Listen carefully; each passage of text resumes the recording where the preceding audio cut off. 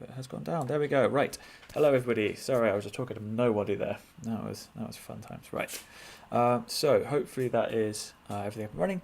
As I said, today is going to be the last session. The Act 2 Scene 2 one should be going up later as well. But this is kind of the last one chronologically, although that doesn't necessarily fit into the chronology of things. Because obviously we started with Act 3 Scene 2, so here we are like a Ouroboros snake eating its own tail.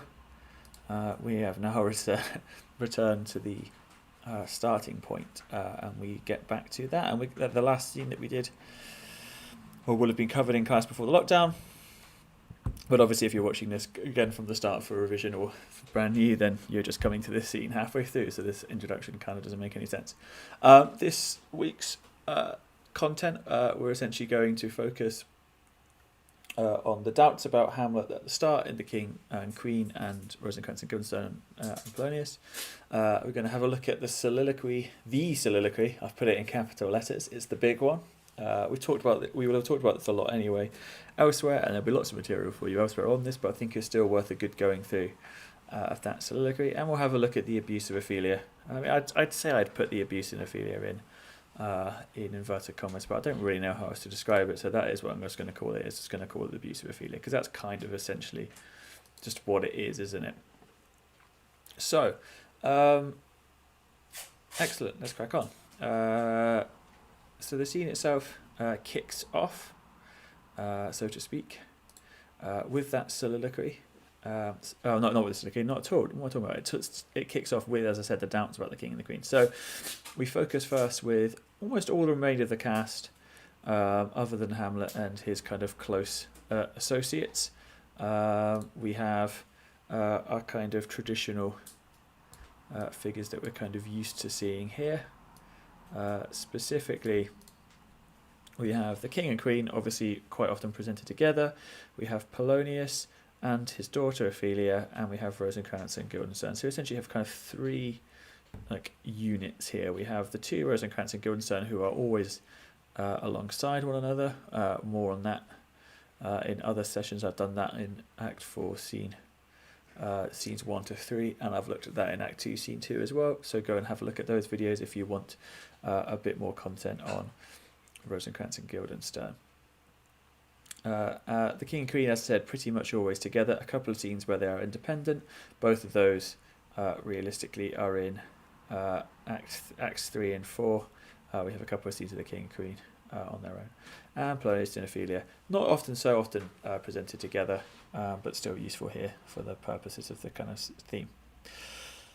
So, having spent all of Act 2, Scene 2 trying to, in various means, methods and attempts, wrangle some information out of Hamlet, the King kind of opens Act 3, Scene 1 on a sense of kind of almost disappointment, and can you, by no drift of conference, get from him why he puts on this confusion, grating so harshly all his days of quiet. Let me just try and get the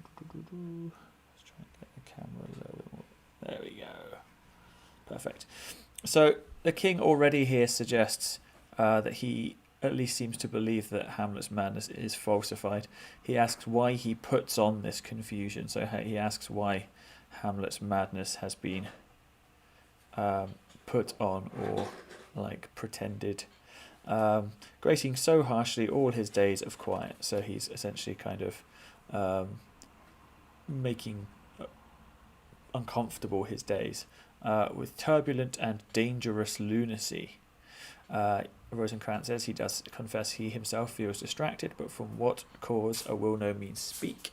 And Guildenstern follows up with, nor do we find him forward to be sounded, but with a crafty madness keeps aloof, when we would bring him on some confession of his true state. So Rosencrantz and Guildenstern admit that Hamlet says, yes, he is distracted, yes, he's not well, yes, he's mentally unstable, but we can't find out why. He's not telling us why he is like this.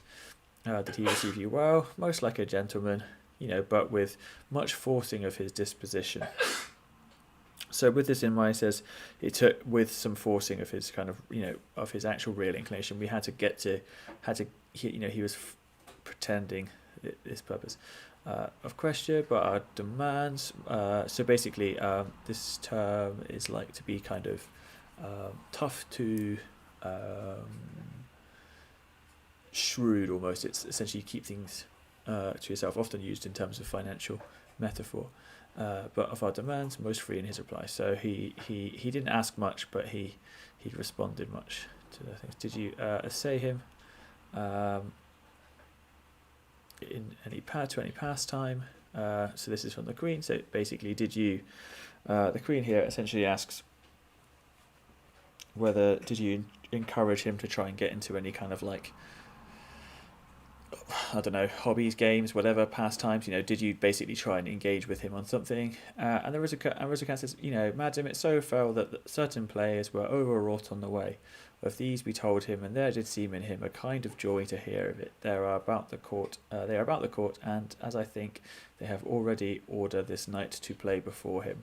So Rosencrantz is like, we couldn't get anything specific, but he from us. But fortunately, these players are around, and they seem to have captured Hamlet a little bit. He's kind of enthusiastic about seeing them, and as we know, they are in the court and they are going to play tonight for us.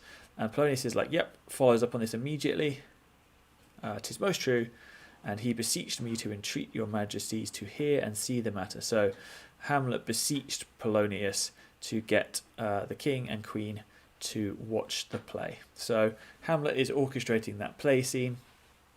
He is very clearly setting it up. Yeah. He is trying to make that a kind of, and we know that's the case because that is the closer of his soliloquy, isn't it?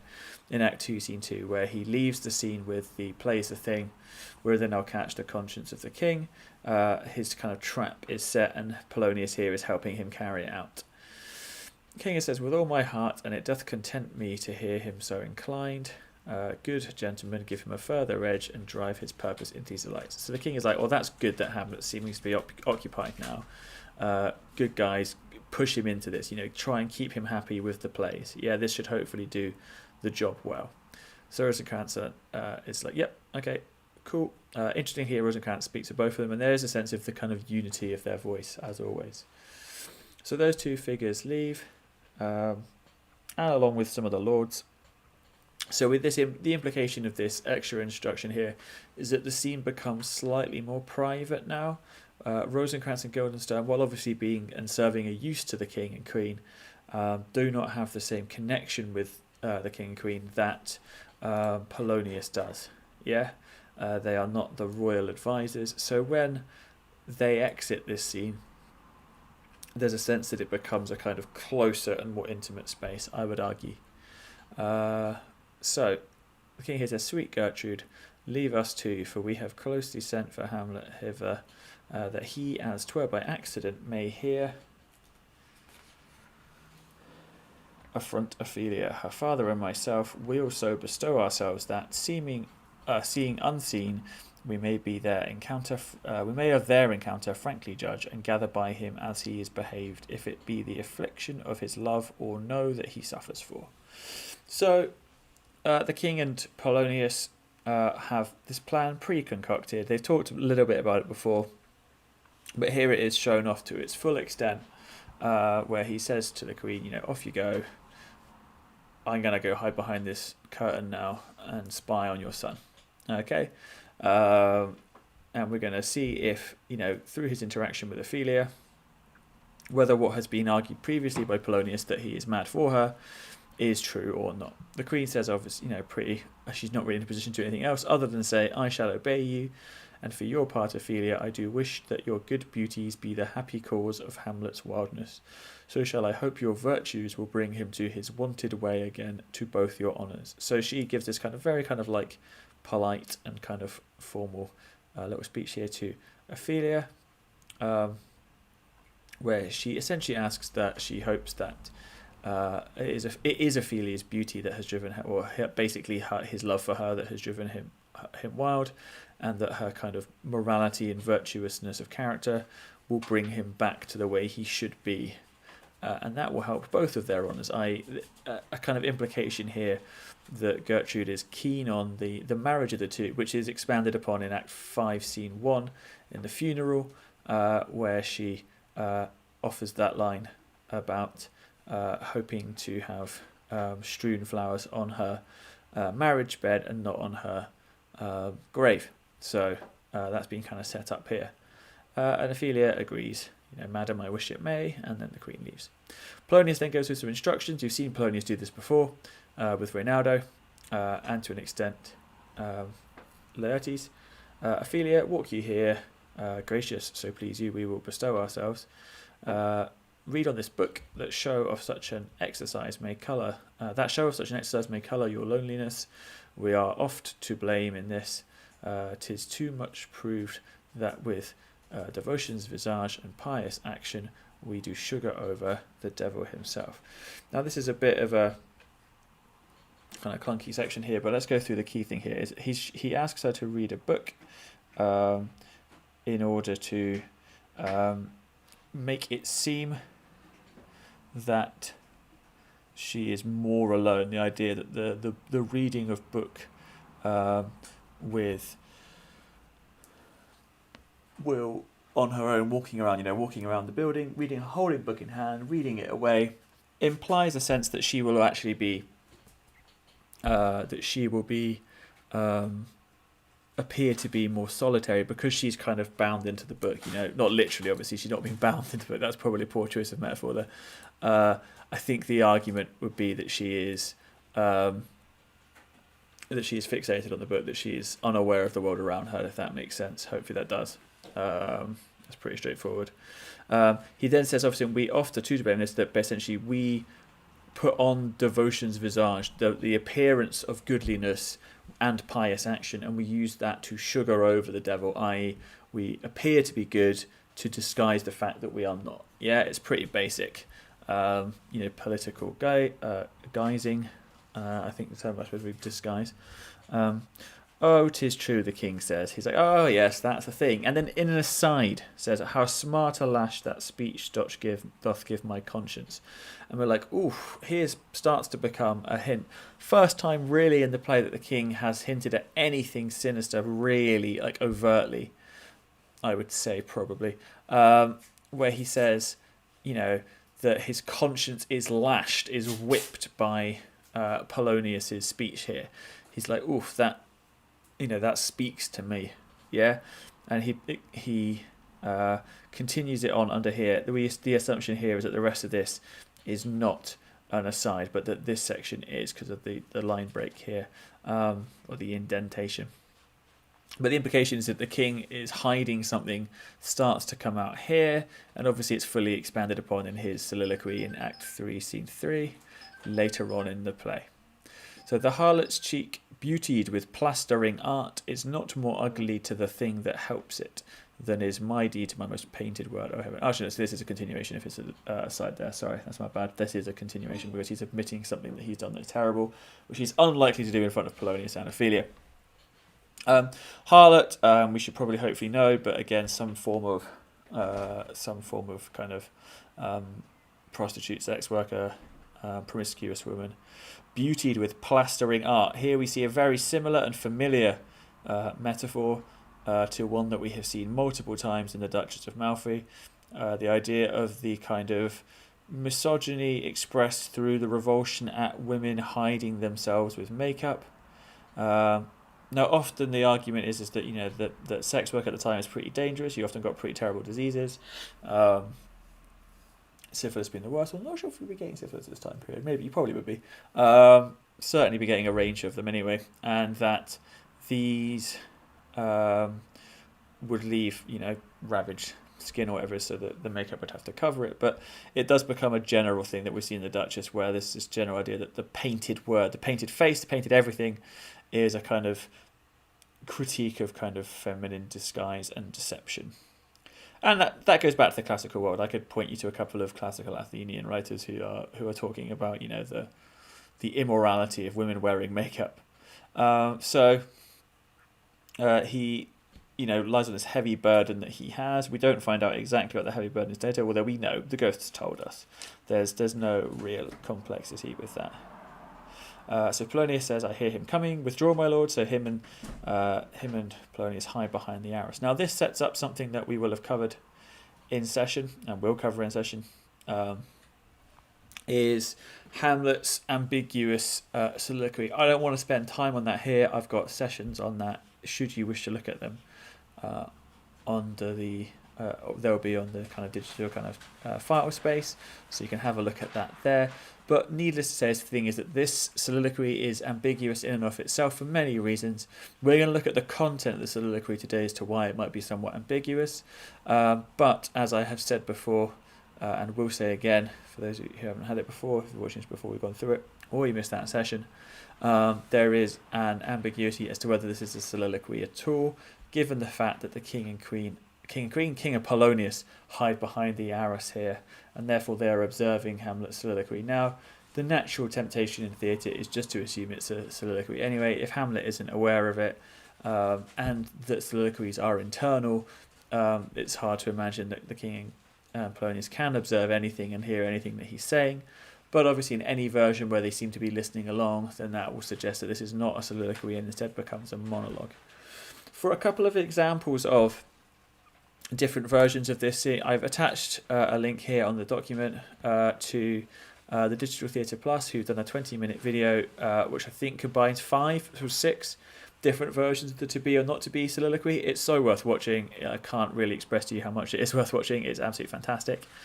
Give that a go, because that gives you a really good understanding of that. Because as you'll see constantly, if nothing else, and I've put 3 of them on here. I've put 3 different articles on here that basically ultimately end up with saying this soliloquy is quite tough to interpret. I've got some ideas, but then this person will say, well, I've got some ideas, and this person's like, well, they might have different ideas about this soliloquy, but we have to put it in the context of the drama, so then it's got other meanings, and this is cool, guys, to the AFI. I've put all their names at the top here. All of the articles will be attached and normally in the files area as per usual.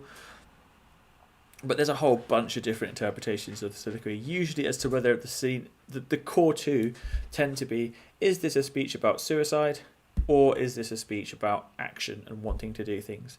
And ultimately, the answer tends to be not sure.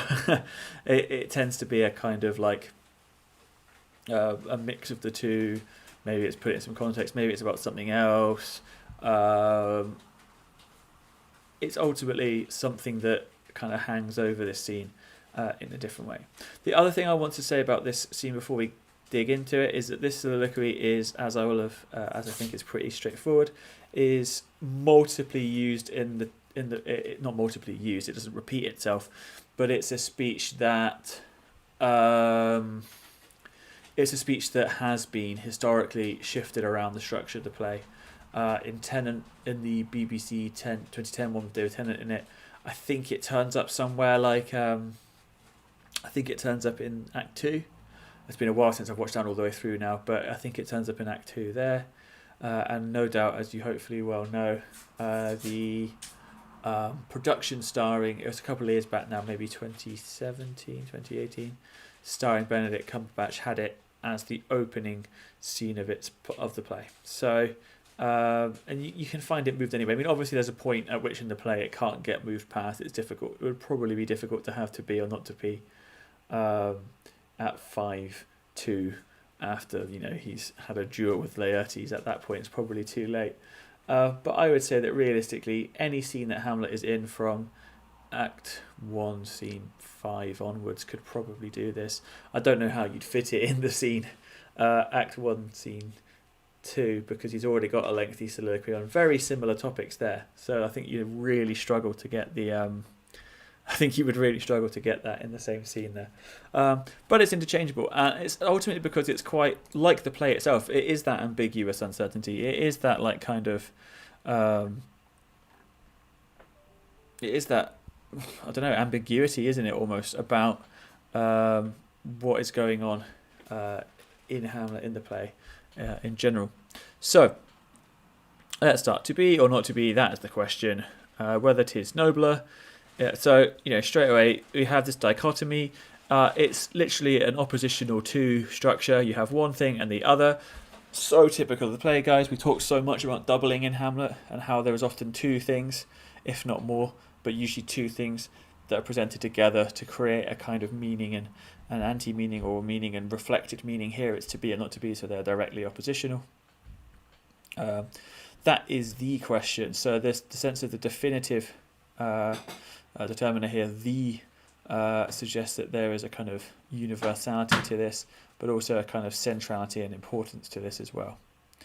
So whether it is nobler here, we essentially assume to kind of mean the right thing to do, I guess, or at least the most moral, perhaps an implication of morality there, or dignity, perhaps, again another topic to think about here. In the mind, to suffer the slings and arrows of outrageous fortune. So the slings and arrows of outrageous fortune, perhaps I would say here realistically, setting up a, let's put this on the screen if I can spell the word, a theme of violence in this scene, which comes up throughout. Slings, obviously, projectiles and the things that shoot them for slingshots, so, you know, and arrows, we hopefully know what arrows are. Projectile weapons, yeah, of outrageous fortune. Now, outrageous here, perhaps meaning just kind of beyond, I would argue, essentially beyond decency, yeah, and that's maybe even perhaps contrasting back to that usage of the word nobler up here. Fortune here meaning a kind of combination of, it's not necessarily fate, but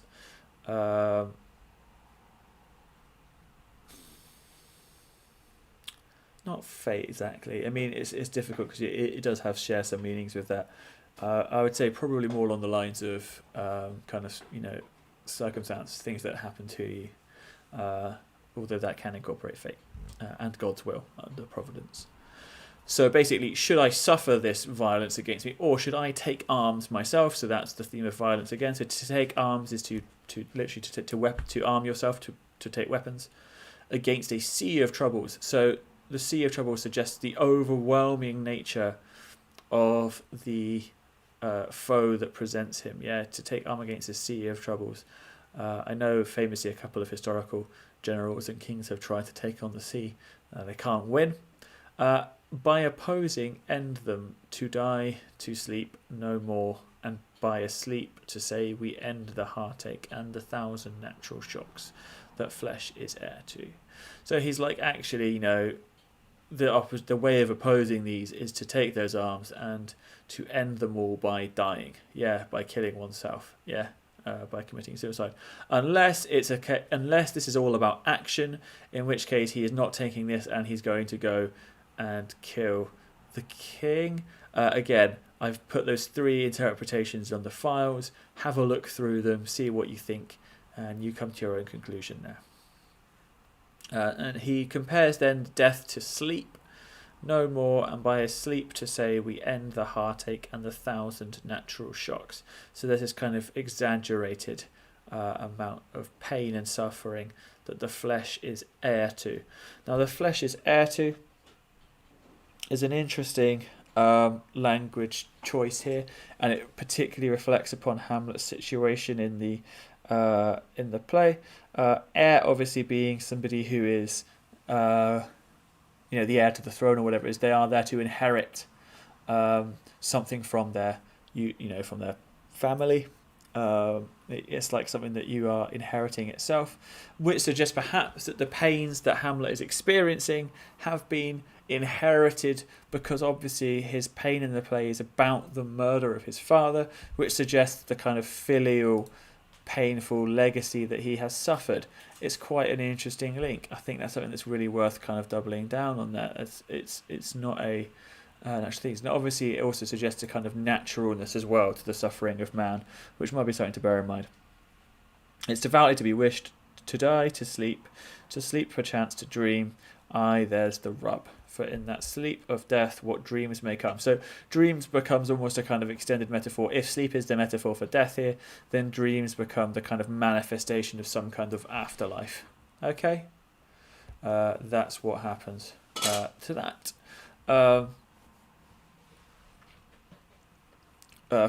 So when we have shuffled off this mortal coil, so this seems to be some kind of colloquial phrase. This turmoil and troubled way of living, the footnotes say, which encloses when its coils and folds, our essential being and has to be shuffled off death to make us soft as old skin. So as a quote from Hibbard, the phrase seems to have been coined by Shakespeare. So I don't know whether it's been coined by him. I would imagine, like most Shakespearean terms, it's something that he's heard elsewhere and kind of incorporated into his play. But nonetheless, we get given this idea of kind of like leaving the kind of mortal realm, transferring, moving to something else. This is kind of this is unsurprising imagery in a highly kind of devout society.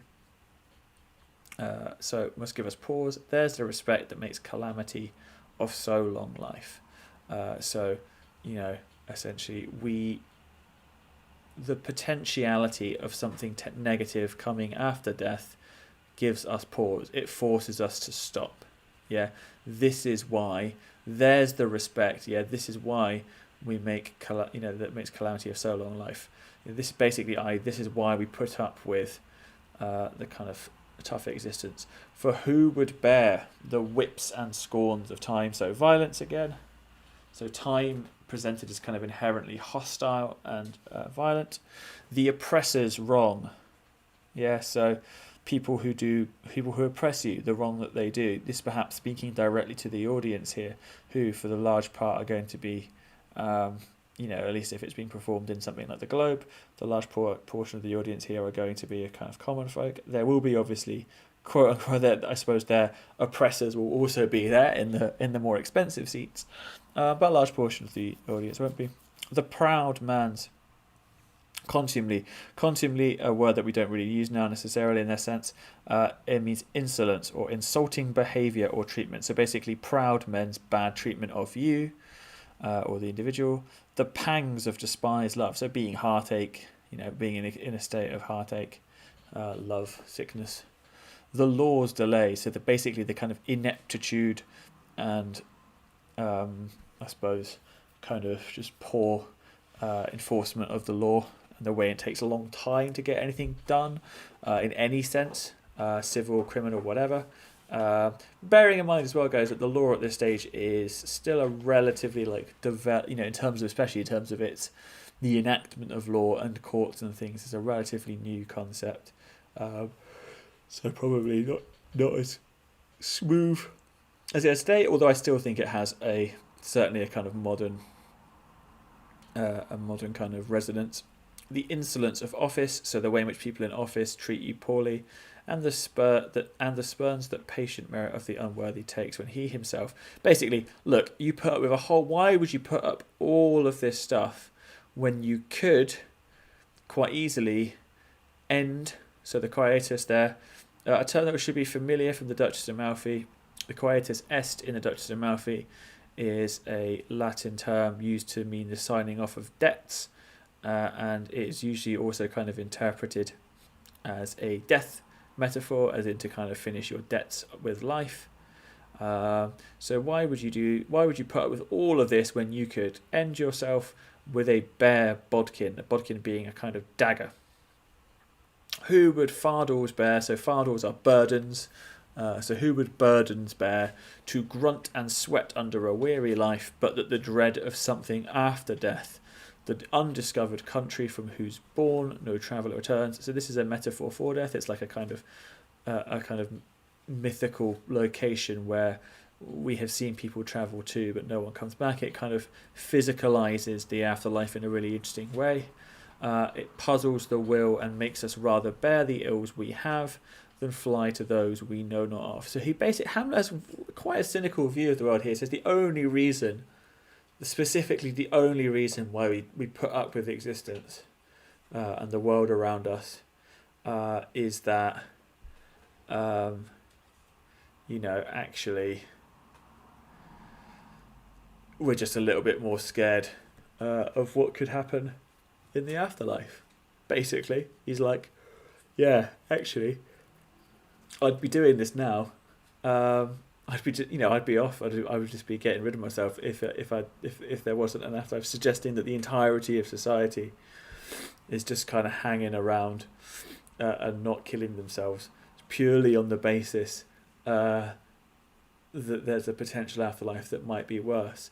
Now, I think probably, guys, if we could argue, I would imagine that in an increasingly secular society, Hamlet's kind of cynicism here has been proven, I suppose, slightly off mark. But it is an interesting kind of argument that Hamlet makes here, I suppose, for himself. And it certainly suggests the mindset in which Hamlet is in that the only thing that's keeping him from what is such a wearisome and terrible life, as the Prince of Denmark, that he has only other one reason holding him back. And he uses this to kind of give a nice quote here: "Conscience does make cowards." That's a great quote, I think, in general. I don't have a little flash up thing for it, but you can imagine one here, if I had a sound effect or something, to remind you that this is a nice quote to take down specifically just as a summation of some core themes for the play. Specifically the theme around, I would argue, essentially Hamlet's passivity and Hamlet's not cowardliness, but his inactivity, his apathy, and perhaps if you want to go so far as someone like A.C. Bradley, his procrastination. Yeah. And thus the native hue, so the colour of resolution, i.e. resolve, is sicklied o'er. It's made, I guess, a green. I don't know, paleness. You tell me. Pale cast of thought. So one imagines like a kind of somebody who looks like they're going to be sick. And enterprise is of great pitch and moment. Let's take to the footnotes for that, guys, to make sure we get them right. So pitch, height or scope. Jenkins quotes how high a pitch his resolution soars. So there's a nice association between pitch and resolution. There you go, fantastic. So basically, great enterprises of powerful belief and will collapse. Essentially, their currents turn awry and they lose the name of action. So basically, thinking about things too much puts you off doing those things. Yeah, Hamlet's saying maybe I need to be more impulsive here. You just stop thinking about things. But by that accord, it sounds like he'd have killed himself already if he hadn't thought things through so much, because it sounds like that's his intention, and the only thing that stopped him from doing it is that he's thought about it too much. Or, as I said, alternatively, this is a speech about taking action against the king, in which case he's talking about what has stopped him from doing that. So there's two interpretations there really for you. Ultimately, neither of them are particularly heroic. It's interesting that the speech sticks around as the most famous one. I mean, it is, for good reason, and it is a good speech, but it does kind of undermine his position as a kind of powerful being. But that is obviously Hamlet's character at the play. He is not a typical masculine figure or a typical heroic figure. So he calms down his speech. Soft you now. So the you we assume is self-referential. He's kind of taking away his kind of more intense thoughts. The fair Ophelia has arrived. The fair Ophelia he refers to her as. You'll find this is often how Ophelia is referred to. Fair Ophelia, pretty Ophelia, the lovely Ophelia. You get the idea. That's the kind of standard way of referring to her. Nymph, in thy horizons be all my sins remembered. Nymph here being essentially a kind of, it's just a kind of classical term for it in that context. I don't read any other kind of interpretations of nymph into that. It realistically is just a case of a kind of mythical pure being. Interesting, obviously, whether Ophelia hears this or not is separate to know. We assume because it's a soliloquy that she doesn't. But it is obviously when she is on stage at the same time. She doesn't get an entrance line. She's been walking around solo, we assume, since the king and Polonius asked her to. And she has arrived at some point during the end of Hamlet's speech. Obviously in line with when he says that, but obviously you could play around with that as a director if you wanted to. You could flick that around and do all kinds of things there with Ophelia's entry and Hamlet's response to her entry, either being shocked or surprised or whatever. Delighted, you get the idea. So she opens up in quite a cold way. It's very formal. Good, my lord. How does your honour for this many a day? So she starts using the impersonal and formal you form, your, rather than I guess thy. Yeah. Now, given that supposedly, at least, these guys are supposed to be potentially lovers, or at least people who have some kind of intimate connection, the you could perhaps come off as a bit kind of cold here. Yeah. In the same way that it does when Hamlet uses it towards like his mother or his uncle earlier on in the play. So there's that there as well. Hamlet has obviously kind of already said, in thy orisons, in your prayers, be all my sins remembered. So he's already kind of set out to be perhaps cruel to her, or at least he knows he's going to do something bad. But this perhaps starts to provoke him a little bit further. The this many a day assumes that there's been a gap in time since Hamlet has last seen Ophelia. She was asked to obviously stay away from him by Polonius previously. The last time we know they were together was just before Act 2, Scene 1, when she reported their interaction. They weren't on. Ophelia wasn't on stage at all in Act 2, Scene 2. So there has been a gap in time. We don't know how. Obviously, time is quite ambiguous in the play, and is actually played around with quite a lot. So it could be a long time, could be short. Hamlet says, "I humbly thank you well." So he adopts a similar formality of speech here. Ophelia then offers his things back, essentially. My lord, I have remembrances of yours that I have longed long to redeliver. So I have wanted for a long time to redeliver. I pray you now receive them. So she's saying, look, I've had these things of yours for a long time. You gave them to me, your remembrances, i.e. essentially lovers at the time would give each other gifts, small tokens of affection, letters as well, other things like that. Perhaps a lock of your hair, perhaps a little badge, perhaps some other kind of small possession. And those would be kind of kept safe and as a kind of reminder of their love for one another. So she has had these things for quite a while and she wants them to go back to him now. And he says, nope, not I. I never gave you anything, basically. I didn't give you nothing, essentially, Hamlet says here. To which Ophelia obviously now kind of responds quite, it's like, what's going on here? My honoured lord, you know right well you did.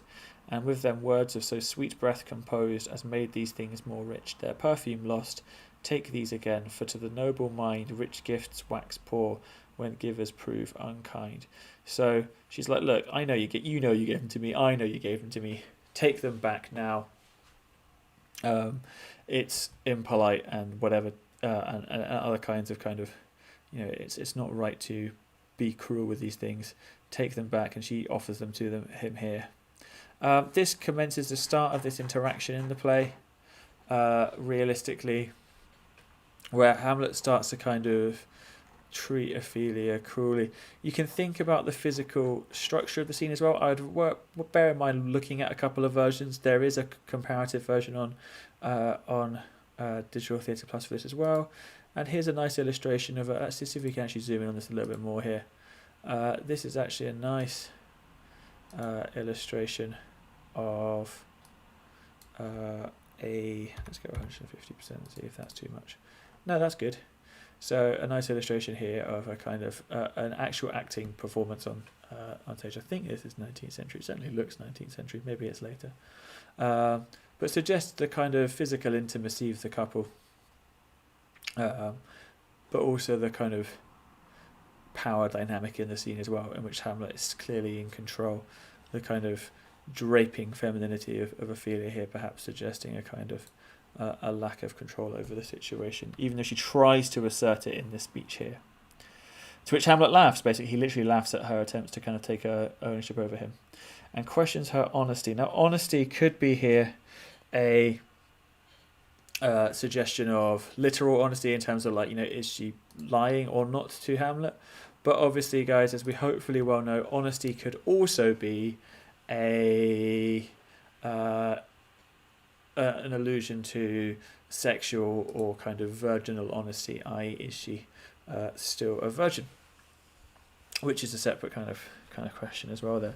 He also, you will find at this point, is that Hamlet, from this point onwards, will start speaking in prose, which allows for a more intense and kind of erratic, I think would be the best word to use, scene.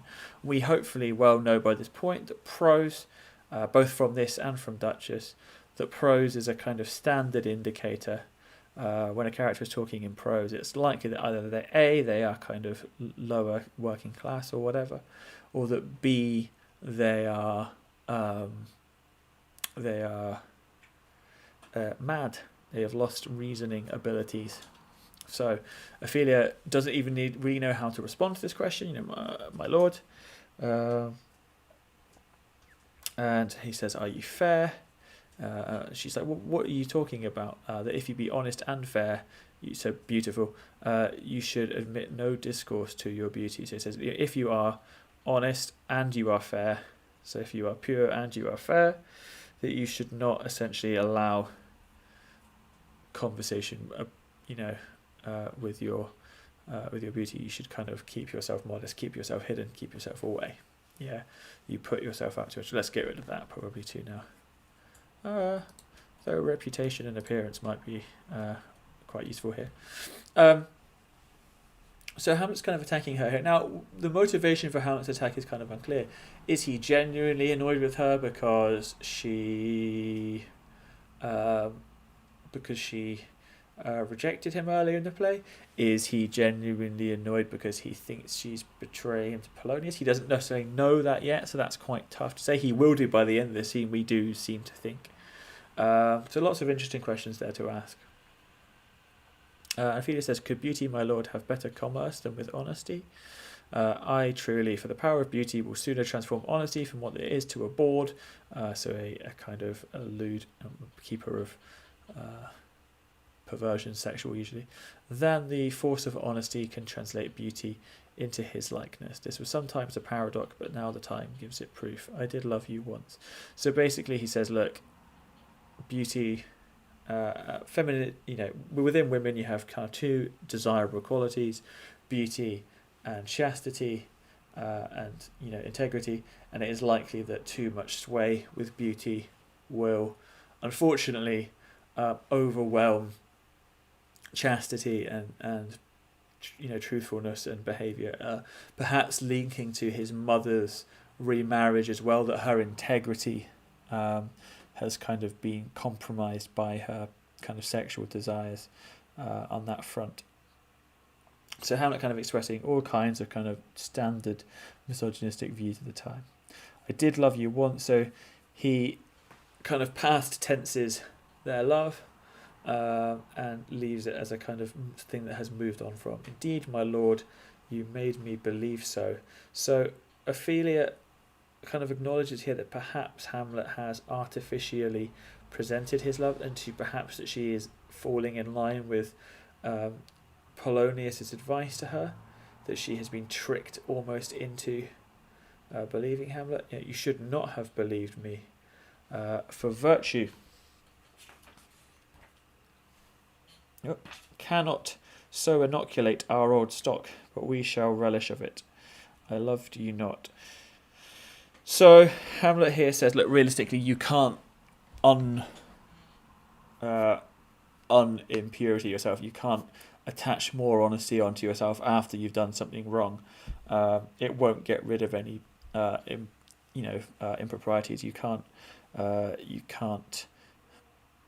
plaster over, I suppose, and cure your previous taste. We shall still relish it, i.e. we can still taste it afterwards. Yeah.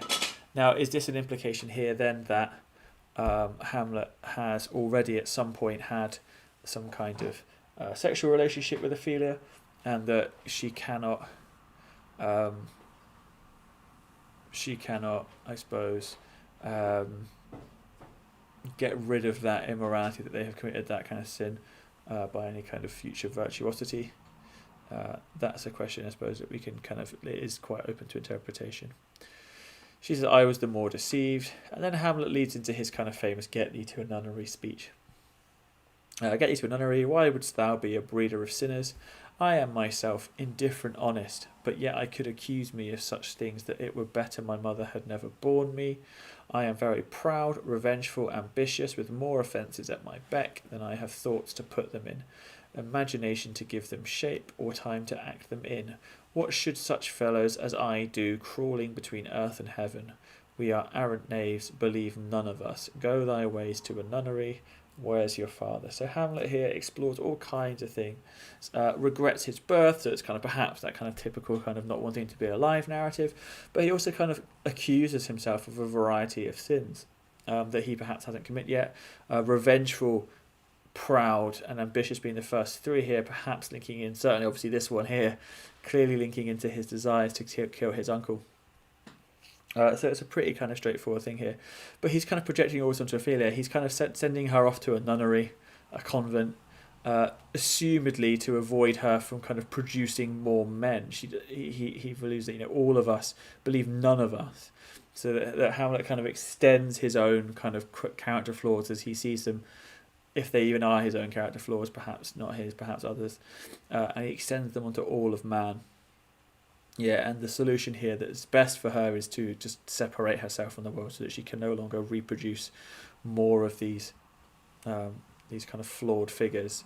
So during his rant, I mean, obviously there's a secondary notice here, and I'll leave this down to interpretation. So I think it doesn't really benefit us much to go through in an explanation session like this. But realistically, there is also the possibility that the nunnery here is a kind of slang, ironic term to refer to some kind of brothel. In which case he believes that she has, that rather than needing her kind of purity protected, that she has kind of so far fallen that she needs to kind of get somewhere where she can kind of make, be in a kind of more appropriate environment for her. Either way, the whole speech seems to have a kind of implication of, given that he specifically targets his mother and wishing that she had not borne him and seems to blame her for this, there seems to be at least somewhat of a projection of his feelings towards his mother, towards Ophelia here, that he seems to cross over some of his anger and kind of violence directed at her towards Ophelia. There you go, you can link in some lovely Freudian readings for that. So should you want to, make sure you do so. There's a nice way to link some of your AO5 in there and get some of that content in. So he asks where her father is, obviously Polonius, and she's like, well, he's at home. Now, we know, and she knows, that that's not true, because we know where he is. So Ophelia is directly lying to Hamlet here. Regardless of the context of the scene, regardless of how we interpret all this other content, and the motivations and character directions in Hamlet, this is a lie. That is what she's done. She's playing a part, intentionally or not. Hamlet said, "Let the doors be shut upon him, that he may play the fool nowhere but in his own house." So Hamlet's aggression towards Polonius that we saw, he showed in Act 2, Scene 2, back again here. Farewell. So he's like, right, I'm done with this here. Perhaps at some points in some versions, the 2010 version with Tennant really reinforces that Hamlet suspects Polonius is here. So Ophelia has an aside. She's like, "Oh, help him, you sweet heaven." So she's like, "Oh no, Hamlet is in trouble. I hope that the gods, maintain his sanity." For reference to that, you can go to the critical anthology and Tragedy and Madness, in which you have a clear kind of argument that sanity or insanity, especially insanity, is often viewed as a punishment by the gods, in a classical term, or in even a Judeo-Christian term. So Hamlet says, "If thou dost marry, I'll give thee this plague for thy dowry." So he offers her like a curse, essentially, for your kind of for your marriage dowry. "Be thou as chaste as ice, as pure as snow.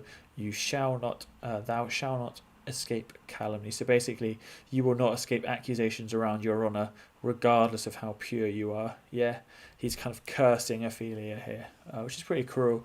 He also shifts to the more personal and informal thou here. Get thee to a nunnery, which he has been actually technically using since get thee to a nunnery here. Get thee to a nunnery, farewell, or if thou wilst need to marry, marry a fool, for wise men know well enough what monsters you make of them. The monsters here are cuckolds, and he expresses here a fear of being kind of cheated upon, of cuckoldry. This directly seems to be an accusation towards his mother, because he still believes that she has kind of performed some kind of infidelity on his father by marrying his brother, his uncle, his father's brother. To a nunnery go, and quickly to farewell. Heavenly powers restore him. So Ophelia repeats her kind of cry to the heavens to save Hamlet's sanity here. He's still all in prose. I have heard of your paintings well enough. So Hamlet repeats the same metaphor that the king used earlier in this scene, the idea of painting of women. And this section here just seems to be a general, beyond Ophelia, this just seems to be general misogyny.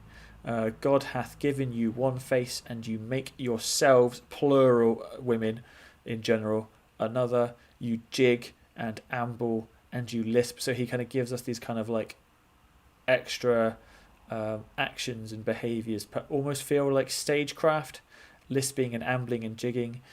You nickname God's creatures, so that kind of feminizing of language, the ways in which they're kind of, I suppose, the kind of language of femininity, I guess here. Hamlet, it's a weird thing for Hamlet to be particularly annoyed about, but there we go. And you make your wantonness, so you sexual proclivity, ignorance. Go to, I'll no more on it. It hath made me mad.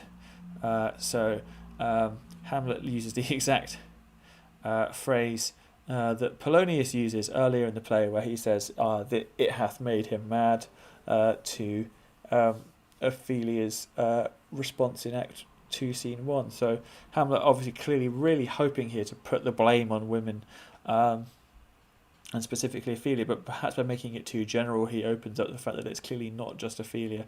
He's targeting too many things here, and this line makes it way too obvious that there's something else going on. He says, I say we will have no more marriage. Those that are married already, all but one shall live. The rest shall keep as they are. To a nunnery go. So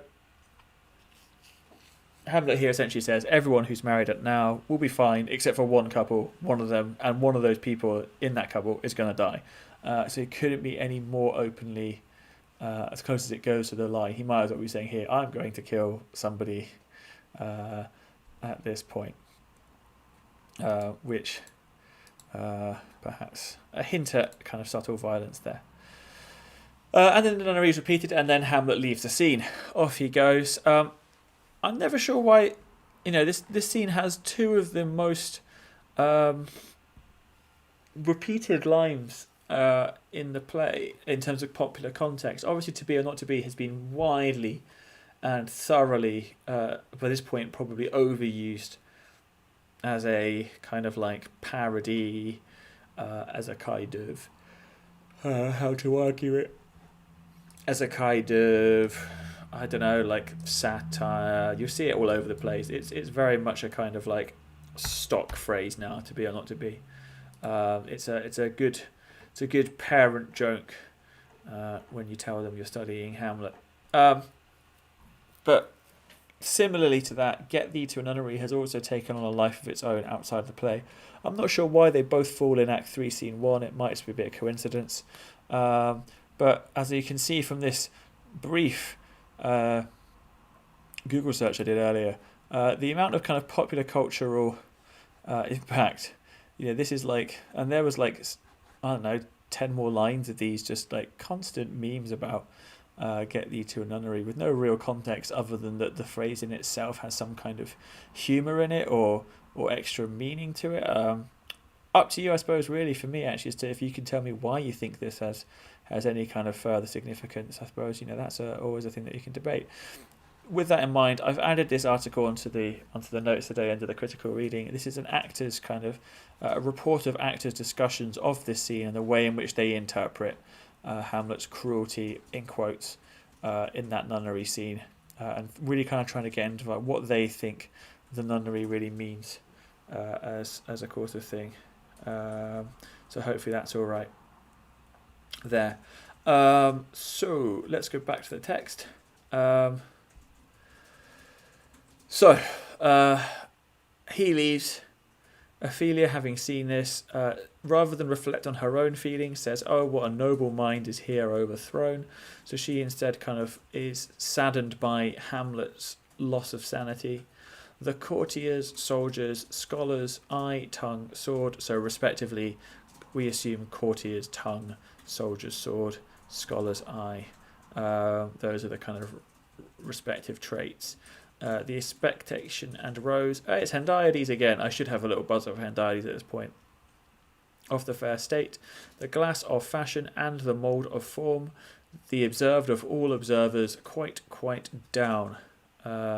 So here she is, the perfect young Renaissance prince. Look for your context for that. We'll have done this in more context, but realistically, as a reminder here, these are essentially all of the qualities that come the turn of the 17th century, in fact even earlier realistically for the 16th century, this expectation on men of the court, of the royal line, was becoming more and more a notable issue. Or issue is probably not the term for it, how to phrase it. This was becoming more of the expectation, I suppose, at the time. From, I suppose, in England anyway, you've certainly seen this in kind of the youth of the monarchs like Henry VIII, where we have this expectation that a young prince should be capable of more than just one thing. Specifically, they should be intellectual, good at diplomacy and court life, and they should still be a good soldier. Yeah, and they should be martial qualities. And Hamlet seems to have embodied all of these, and he seems to have been the rosy expectation of the state. He is the kind of flowery prince. Obviously, rose particularly is a flower within an English context, although this play right at the end of the Tudor period, obviously the rose being the royal symbol of the Tudor family. Hamlet was the kind of optimistic future of the monarchy. Yeah, and now he is being destroyed. Now, this would not have been the first time that in England and in Scotland, I suppose, at the time, you'd have seen mad monarchs as a kind of terrible future that is kind of a real negative impact on the nation. That she is most sad that she, of ladies most dejected and wretched, that she had sucked the honey of his music vows. She, like a bee, had taken the honey from his flowers that he had offered to her. Now see what noble and most sovereign reason, like sweet bells jangled out of time and harsh, that unmatched form and stature of blown youth blasted with ecstasy. So she keeps repeating this idea. It's like, great thing, ruined. Great thing, ruined. Great thing, ruined. Yeah, nobility, ruined, trashed, all out of sync. Yeah. Woe is me to have seen what I have seen, see what I see. Yeah. So she is lamenting her own kind of viewing that she has had to witness this terrible thing. It's a reminder of the nature of tragedy itself. Ophelia here almost puts herself in the position of the kind of the tragic audience. She has had to watch the downfall of a great figure. Yeah, and that is exactly what you should be doing as the audience to a tragedy. And that seems to be what she mostly focuses on here as her kind of emotional reaction, not how she herself has been treated. At this stage then, I suppose now that Hamlet is long gone, the king and Polonius step forward, and the king seems very disbelieving in Hamlet here. Love, his affections do not that way tend, nor what he spake, though it lacked form a little, was not like madness. So the king here, as a kind of very intelligent Machiavellian figure, he knows, he said, look, yes, his speech was a little bit like wild, but it wasn't madness. The king is very sceptical. There's something in this, in his soul, over which his melancholy sits on brood, and I do doubt the hatch and the disclose. So the king's like, he's sitting on something, he's brooding about something, and I don't like what it is. He believes that it might be some danger, and here he sets up his plan, which for to prevent I have, in quick determination, thus set it down. He shall with speed to England for the demand of our neglected tribute. Haply the seas and countries different with variable objects shall expel this something settled matter in his heart, whereon his brains still beating put him thus from fashion of himself. What think you on it? Now, when they say the neglected tribute, this, as it said, if you go to the bottom here, said this might be some editors make a possible topical allusion here to the Danegeld, but this is not really necessary. We're not really sure. Danegeld being a not a tax necessarily, but a kind of financial payment due for raiding previously. I think the key thing is it doesn't really matter. What I would say is that basically, for whatever reason, the king is able to pull upon some allegiance debt from England to Denmark, and he is able to send Hamlet to there, hoping that, supposedly, at least as he openly says anyway, whether it's actually what he means, we'll talk about that in a second, he hopes that by being a different country he shall recover his wits a little bit, he shall be more like himself. Polonius is like, yep, that seems fine, it shall do well, but yet I believe the origin and commencement of his grief sprung from neglected love. So Polonius is like, fine, you do that, but I still think it's about Ophelia. Now, a question to answer here, we can get rid of that A3. A question to ask here, and this is about some interpretation, so we can put this up, is, does the king at this stage already have in mind the execution of Hamlet, which he sets up later in the play, or at this stage is it slightly more innocent? And at this stage, is he just sending him there genuinely to recover, and then he changes that to a execution once we have the events of Act 3, Scene 3, and we have Act 3, Scene 2, and the play within the play and all the aftermath of that. Does at that point the king change it to execution? Maybe, maybe not. I mean, Gertrude seems already aware that Hamlet is bound for England, so maybe he said it all out in advance, or maybe it really is just in the last minute that he adds in the additional thing for Rosencrantz and Guildenstern to carry with them to execute Hamlet. These questions are all fine to ask, hopefully, and interesting ones that should yield some answers. Or at least some interpretations from you. That's the key thing. Now, Polonius here asks Ophelia, how now, Ophelia, you need not tell us what Lord Hamlet said, we heard it all. Now, this implies that perhaps, does Ophelia not know that Polonius and the king were there? If so, that's pretty horrible. She's just been abused in front of them for no real sake that she wasn't aware of, or is it just a calming measure? Is he just being a loving father? You interpret as you wish. Again, my lord, do as you please, but if you hold it fit after the play, let his queen mother all alone entreat him to show his grief. Let her be round with him, and I'll be placed, so please you, in the ear of all their conferences. Hey, look, it's another reference to ears and, the poisoning. If she find him, not to England send him, or confine him where your wisdom best shall think. And the king's like, okay, it shall be so. You'll see that there's a split line here. There's a kind of uniformity of belief here. Madness in great ones must not unwatched go. Perfect line there. Ding, ding, ding. Record that one. It's a great line. If you get any questions around themes of madness and contextual issues there as well. Again, it really bringing back the kind of importance of the role of the monarch. Okay, so Polonius is like, yep, fine, we'll do that, but first can we have him have a conversation with his mum, and I'll listen to that and I'll spy on that conversation and see if I can get anything further out of him. I still think he's in love with Ophelia, and hopefully he'll tell his mum. Okay, so Act 3 is so tightly plotted.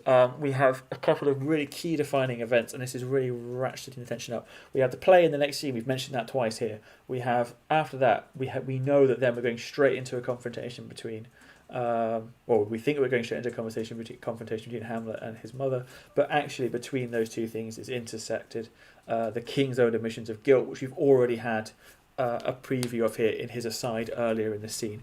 Act 3, Scene 1 is really intense.